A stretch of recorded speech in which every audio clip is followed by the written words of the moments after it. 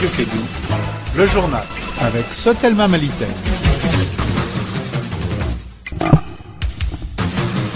Radio Antenne universelle, bonjour à toutes et à tous et bienvenue dans cette édition des Clés de l'actualité. Près de 300 personnes de retour du cas d'Imbera en Mauritanie. Ils ont été accueillis par les présidents des autorités intérimaires de Tombouctou. On en parle dès le début de ces 13 heures. Bientôt 3 mois que les salles de classe sont fermées au nord du Mali. Les collectifs des enseignants sont en grève illimitée depuis février dernier. Les porte-paroles lancent un appel au nouveau gouvernement. Vous l'entendrez au cours de ces journaux. Les forces spéciales américaines se retirent de la Centrafrique. À partir de ce mercredi, le commandement estime qu'il est temps de passer à autre chose. On en parle dans l'actualité internationale. Voici pour vous les sommaires. Arunaba est au micro.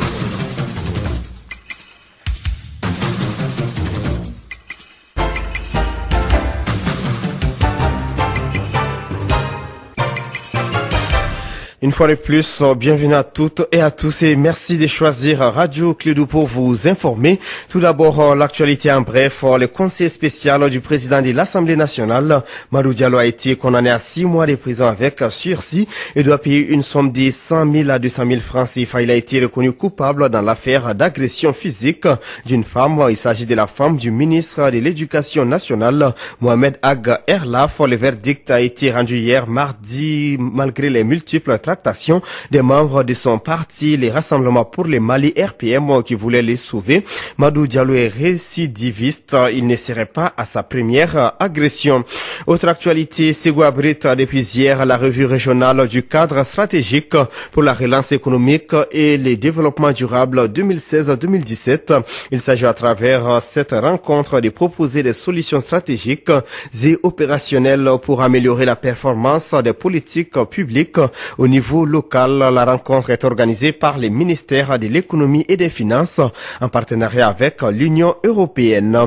Je vous le disais en titre, 296 personnes retournent volontairement au Bercail. Ils étaient dans les camps d'Imbera en Mauritanie. Ces réfugiés sont actuellement à TRD, situé à 45 km dans la commune d'Iber. Ils ont été accueillis par Boubacar Ould Hamadi, président des autorités intérimaires de Tombouctou. Je vous propose de l'écouter des propos requis. Il est au micro de Kassim Traoré.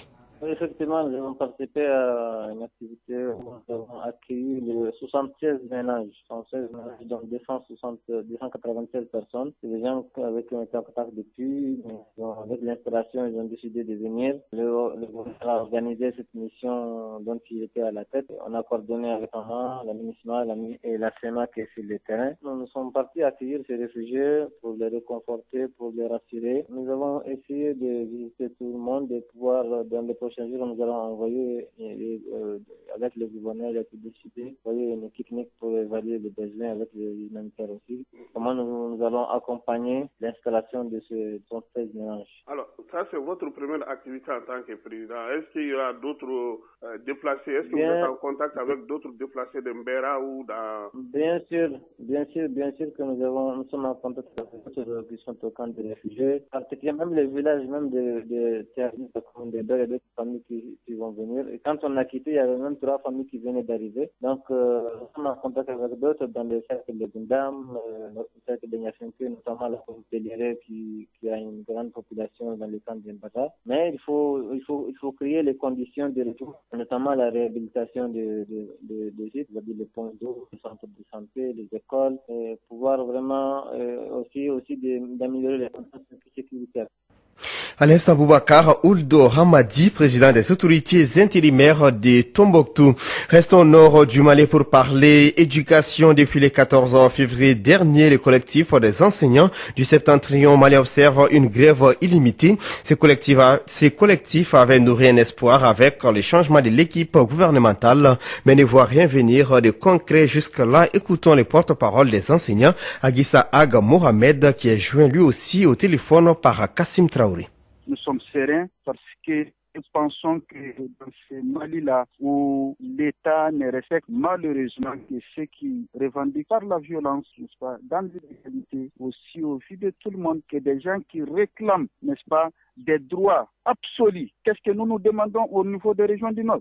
Nous demandons tout simplement l'intégration n'est-ce pas, de contractuels dans la fonction publique des collectivités territoriales. Ce qui est un acquis depuis 2010. Depuis 2010, imaginez-vous bien. Et jusque-là, l'État réussit à intégrer ces contractuels dans la fonction publique des collectivités. Qu'est-ce que nous demandons? Alors qu'ils remplissent tous les critères. Qu'est-ce que nous demandons? Nous demandons que les enseignants au niveau des régions du Nord ne soient plus victimes, n'est-ce pas, des retards dans les inspections. Aujourd'hui, il y a des pêches dans toutes les régions du Mali, sauf dans les régions du Nord du Mali. C'est grave. Et quand nous demandons, nous posons des problèmes d'inspection, on nous fait savoir que les inspecteurs ne peuvent pas venir parce qu'il y a l'insécurité. Donc ça veut dire que l'État cautionne qu'il y a bien Mali des citoyens de première classe et des citoyens de seconde zone. Nous disons non à cette situation. Nous sommes des Maliens et nous devons être traités sur le même pied d'égalité que tous les autres Maliens. Et pour toutes ces raisons-là, nous sommes prêts à en découdre jusqu'au bout. Parce que trop, c'est trop. L'espoir né de la nomination du nouveau Premier ministre n'est pas gage de retour à la normale au niveau de chez vous, parce qu'il dit de prendre langue avec tous les syndicats.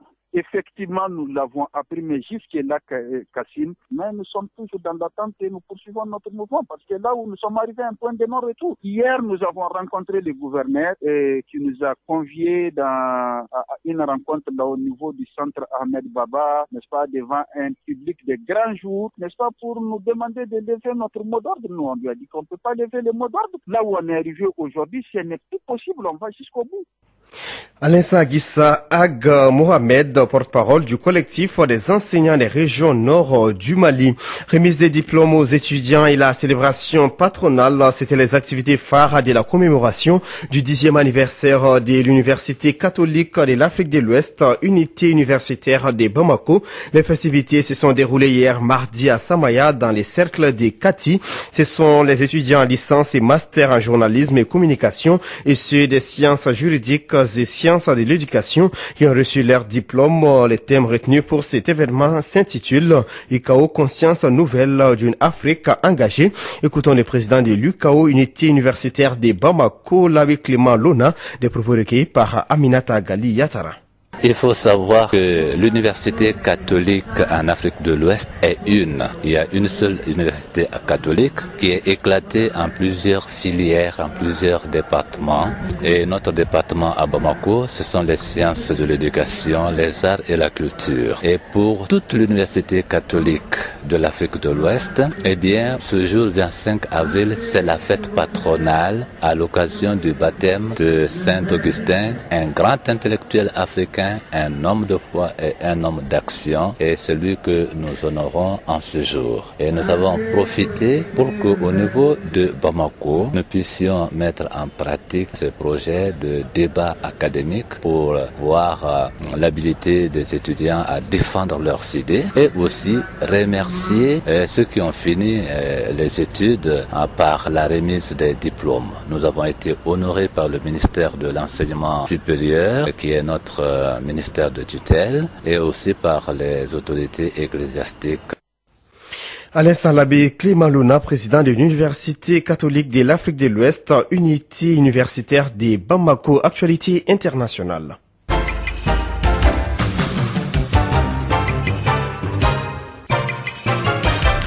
La CEDEAO va retirer ses troupes de vendredi de la Guinée-Bissau. C'est une première décision prise par la communauté après plusieurs médiations infructueuses en Guinée-Bissau. L'organisation sous-régionale envisage donc de retirer ses troupes du pays dès ce 28 avril. L'opération se poursuivra jusqu'au 30 juin 2017. La Cour pénale internationale basée à La Haye a rendu public ce lundi un mandat d'arrêt contre un responsable de la sécurité intérieure de l'ancien régime libyen. Il s'agit d'Al-Tourami Khaled. Il est accusé de crimes contre l'humanité et de crimes de guerre qui auraient été commis entre février et août 2011. Par ailleurs, en Libye, c'est une visite d'un jour qu'a effectué Mikhail Bogdanov, le ministre russe adjoint aux affaires étrangères à Tripoli. Il est à la tête d'une délégation politique et économique qui a rencontré plusieurs ministres et responsables libyens. Le Conseil de sécurité des Nations Unies a menacé le Soudan du Sud de nouvelles mesures coercitives si le cessez-le-feu n'était pas respecté rapidement. David Schirer, le nouveau représentant du secrétaire général, a alerté les diplomates de l'aggravation de la situation sécuritaire ces dernières semaines, en plus de la famine déclarée et des violences à caractère ethnique. Au Tchad, les représentants de la communauté internationale s'inquiètent des violations des droits de l'homme et des libertés.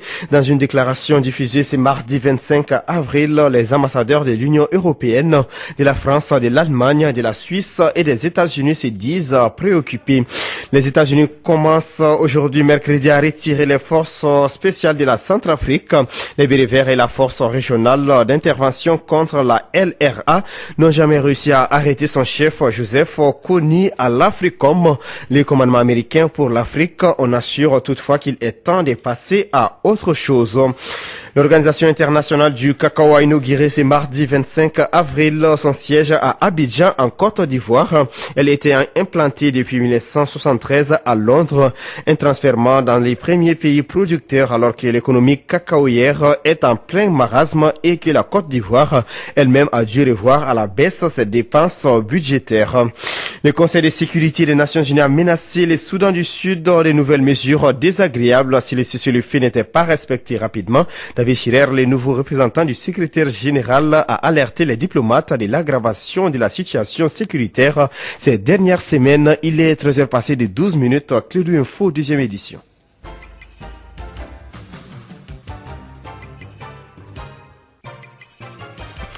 Sur le plan local, comment créer le goût du travail chez les enfants détenus, c'est l'un des objectifs visés par les centres de Bolé mineurs. Il a été créé le 31 mars 1999. Les pensionnaires de ces centres reçoivent des cours de formation sur la menuiserie métallique et bois, les jardinages et les cours d'alphabétisation. Notre reporter Fanta Diakité a fait un tour dans ces centres suivant son reportage. Le centre spécialisé de détention, de rééducation et de réinsertion pour mineurs de Bolé a été créé le 31 mars 1999. Il est un service rattaché à la Direction nationale de l'administration pénitentiaire et de l'éducation surveillée. Les enfants qui sont reçus à Bolé ont l'âge de 13 à 18 ans. Moussa Sarawi Maïga, directeur de Bolé mineurs, nous parle des motifs de la création de ce centre. Donc la direction nationale en charge, n'est-ce pas, de cette question-là, a vu juste de séparer les enfants mineurs filles, mineurs garçons des adultes de la maison centrale d'arrêt pour créer des structures appropriées de prise en charge en respectant les droits internationaux en la matière. L'un des rôles du centre de Bolé mineurs est de créer des activités de prise en charge et la réinsertion socio-économique des pensionnaires. Ces activités sont entre autres la menuiserie métallique et bois, l'alphabétisation, NTIC, le jardinage, pour ne citer que ceci. Donc ce que nous faisons a priori, c'est quand nous avons les enfants, c'est transformer leur temps de présence en temps d'activité que nous ne gérons pas pratiquement. Parce qu'à ce niveau-là, c'est géré au niveau des tribunaux. Qui peut envoyer un enfant demain et le faire sortir? Mais en tout cas, que nous avons les enfants à charge, faites en sorte qu'ils soient en activité. Mais il était séant aussi de coordonner cette activité avec l'administration judiciaire pour qu'aucun enfant ne puisse sortir. Ou alors, s'il doit pouvoir peut-être sortir, qu'il y ait un petit bagage intellectuel à sa sortie des moyens de le faire. Malheureusement, l'administration judiciaire en tant que telle ne se préoccupe pas trop de ce que nous faisons. Ou alors, n'intègre pas ça dans les conditions de libération de l'enfant. Certes, l'entretien socio-psychologique est assuré par les travailleurs sociaux, mais le suivi après libération pose énormément de problèmes, au dire de Moussa Sarawi Maïga. Malheureusement, à ce niveau-là, il y a énormément de problèmes. Des problèmes de stress, des problèmes de stigmate, des problèmes de parents qu'on ne retrouve jamais, des problèmes de famille, des problèmes même de nom. Souvent, les enfants, ils y viennent, ils changent leur nom. Mais que cela ne tienne, l'État doit pouvoir trouver des structures de relais à la détention. Ça veut dire que quand l'enfant est libéré, ce qu'ils ont fait là était déjà un acquis, il faudrait le consolider dans des structures de relais. Si les textes disent qu'aucun enfant ne peut sortir d'une détention sans un répondant pour le accompagner dans cette éducation initiée au centre de détention, la réalité est tout autre. 13h passées de 15 minutes, nous sommes au terme de cette édition, la deuxième des Clés de Info. Merci à l'ensemble de la rédaction et à vous pour votre constante fidélité. Présentation à Runaba avec la complicité technique de Fatou Fall. Tout de suite, c'est le magazine de sport en langue nationale Bamana. Vous pourrez réécouter cette édition sur le www.info-mali.com.